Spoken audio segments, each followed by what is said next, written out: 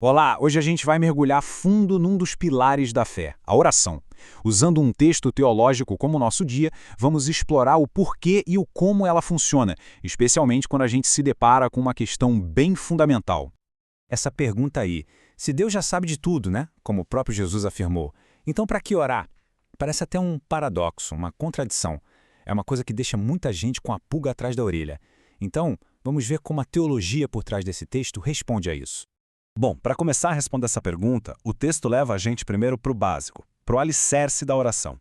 E o argumento principal é que o propósito dela vai muito, mas muito além de ser só uma lista de pedidos, sabe? O texto aponta 4 razões que são essenciais para a gente entender isso. Antes de mais nada, é super importante a gente entender a oração de um jeito mais amplo. Não é só pedir coisas, é uma comunicação pessoal com Deus. Pensa num diálogo mesmo, que envolve confessar, adorar, louvar e, claro, agradecer. É um relacionamento completo. E é aí que entram as 4 razões principais que o texto identifica. Motivos pelos quais Deus, mesmo sabendo de tudo, ainda nos convida a orar.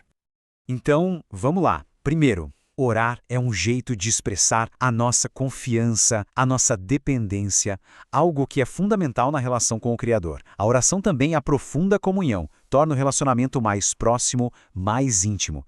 Além disso, ela é um convite para a gente participar da obra de Deus, em atividades de importância eterna. E por último, quando a gente ora, a gente glorifica a Deus, reconhecendo quem Ele é, sábio, poderoso e amoroso. E essa citação de Jesus aqui é a chave de tudo. Ela deixa muito claro que o objetivo da oração não é ficar informando Deus de coisas que Ele já sabe. O propósito é bem mais profundo, é relacional, é participativo, não é só informativo. Ok, beleza. Se o propósito não é informar, a próxima pergunta é meio óbvia, né? Como é que a oração funciona, então? Como ela pode ser eficaz? Vamos tentar entender agora a estrutura que, de acordo com essa teologia, faz a oração funcionar de verdade. E aqui a gente chega numa afirmação que é bem forte, bem ousada no texto, a de que a oração, de fato, muda a forma como Deus age. A fonte se baseia em passagens como aquela de Tiago que diz: "Não tem por que não pedem". Isso sugere que existe uma ligação direta entre o nosso ato de pedir e a ação divina. Então, como é que essa comunicação se torna eficaz? O texto aponta para um conceito que é crucial, a ideia de um mediador. A lógica é a seguinte: para que a humanidade consiga se aproximar de um Deus que é perfeito, precisa existir uma ponte, sabe? Algo que conecte esses dois lados. E o texto fundamenta essa ideia justamente com essa passagem. Quer dizer, a eficácia da oração, segundo essa visão, está toda ancorada nessa mediação única de Jesus Cristo. É Ele quem abre o caminho, quem dá o acesso até a presença de Deus. Isso tudo leva a gente para aquela frase super comum: orar em nome de Jesus. Mas afinal, o que isso quer dizer de verdade? O texto faz uma distinção que é importantíssima. Não é uma fórmula mágica, umas palavras que a gente diz no final para garantir o resultado. Na verdade, significa orar com a autoridade que Jesus nos deu e, o mais importante, de um jeito que esteja alinhado com o caráter e com a vontade dele. É sobre estar em sintonia, não sobre fazer mágica. Mas não para por aí. A mediação é um ponto central, mas não é tudo. O texto também descreve algumas condições, alguns pontos essenciais para que a oração seja eficaz. E, de novo, não é um processo mecânico, tipo uma receita de bolo. São atitudes que fazem parte de um relacionamento vivo, dinâmico com Deus. Olha só, os pontos principais estão todos conectados. A oração precisa estar alinhada com a vontade de Deus e tem que ser feita com fé. E isso acaba se refletindo numa vida de obediência, de humildade. E aí entram atitudes como confessar os próprios erros, perdoar quem nos ofendeu. Tudo isso é visto como essencial para manter esse canal de comunicação com Deus aberto, sabe? Para deixar a conversa fluir. E aqui tem um ponto importantíssimo sobre a fé. O texto define fé não como um simples pensamento positivo, uma coisa frágil, ou aquela tentativa de forçar uma crença. Não, não é isso. Pelo contrário, a fé bíblica é uma confiança firme, sólida, que se baseia em quem Deus é, no caráter dele.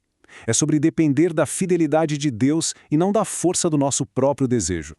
Tudo bem até aqui, mas agora a gente chega na, digamos, prova de fogo da oração. E quando, mesmo fazendo tudo isso, a resposta parece ser o silêncio, essa é talvez a parte mais difícil, mais desafiadora dessa experiência. E o texto não foge dessa questão. Ele a encara de frente.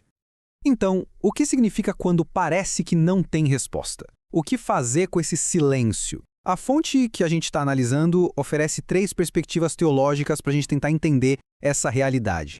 A primeira perspectiva tem a ver com o tempo de Deus.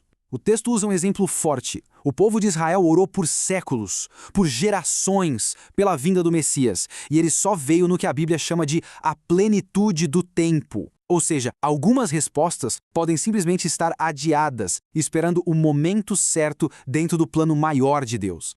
A segunda razão é que, às vezes, Deus tem um plano que é melhor, um plano que a nossa visão limitada simplesmente não consegue enxergar. O exemplo clássico que o texto dá é o de José. Com certeza ele orou para não ser vendido como escravo, né? Mas aquele sofrimento todo foi exatamente o caminho que Deus usou para transformar uma coisa horrível num bem gigantesco que salvou um povo inteiro.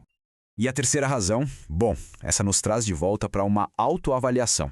Às vezes, o silêncio pode ser um sinal de que não estamos orando de acordo com a vontade de Deus, ou talvez as nossas motivações não sejam as mais corretas. É um alerta que o apóstolo Tiago também menciona, para a gente olhar para dentro. E para fechar, o texto conclui com essa passagem que é extremamente poderosa. A resposta de Deus para o apóstolo Paulo, que pediu 3 vezes para ser curado, a resposta não foi sim, foi minha graça é suficiente. Isso muda toda a nossa perspectiva sobre o propósito da oração. Mesmo quando a resposta não é a que esperamos, a oração se transforma num ato de dependência total, onde o poder de Deus se manifesta justamente na nossa fraqueza. E isso nos deixa com uma reflexão final, né? E se o maior poder da oração não for o de mudar as circunstâncias lá fora, mas sim o de nos transformar por dentro, para que a gente aprenda a depender da graça de Deus, não importa o que aconteça.